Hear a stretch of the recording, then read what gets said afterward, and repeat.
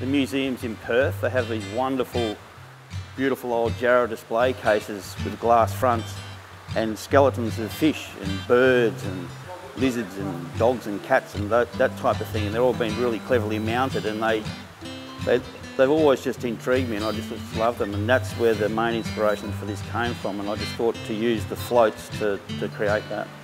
Well, it's made of old tray floats from over the islands, floated around in the water over there for years and have washed up on the beach.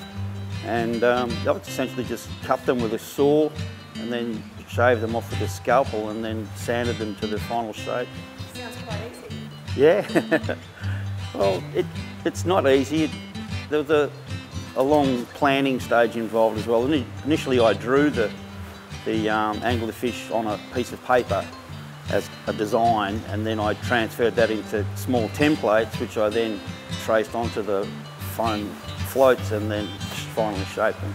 I had a lot of trouble with the teeth. Yeah, the teeth were so fine and delicate that they were almost impossible to make. I think if they had been any thinner, I wouldn't have been able to do it. I would have liked to have made them a bit thinner, but I just couldn't physically do it. When you start working with the foam, the polystyrene, you realise that it's like ball bearings that are all stuck together. And when you're carving the very fine pieces, you find that sometimes those little round balls of foam aren't actually stuck together very well at all, and they fall apart. So it was a lot of, I had a lot of errors in the teeth particularly. They broke. I would have made probably twice as many teeth as what you see here. I just love the whole concept. I worked and lived on the Abrolhos Islands for about 22 years in the fishing game, and I love the place, and I spent a heck of a lot of time over there.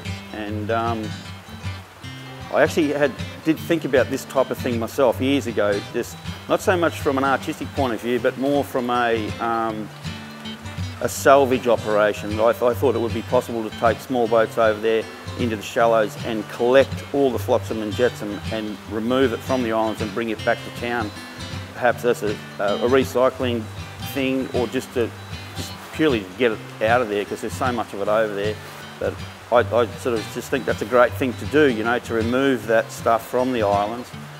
But then you've got the double benefit with the art side of it. It's just a wonderful thing to have a competition and like an exhibition like that, so that people can showcase what you can do with recycling. I just think it just ticks all the boxes for me. I think it's wonderful. Yeah, I looked at the Midwest Art Prize this year, and sort of the selection process to go in that is quite strict. They have an enormous quantity of art comes to them, and they reject. I couldn't put a number on it, maybe I shouldn't put a number on it, but they do reject the majority of what is presented to them, and then they only display a small portion of what is delivered.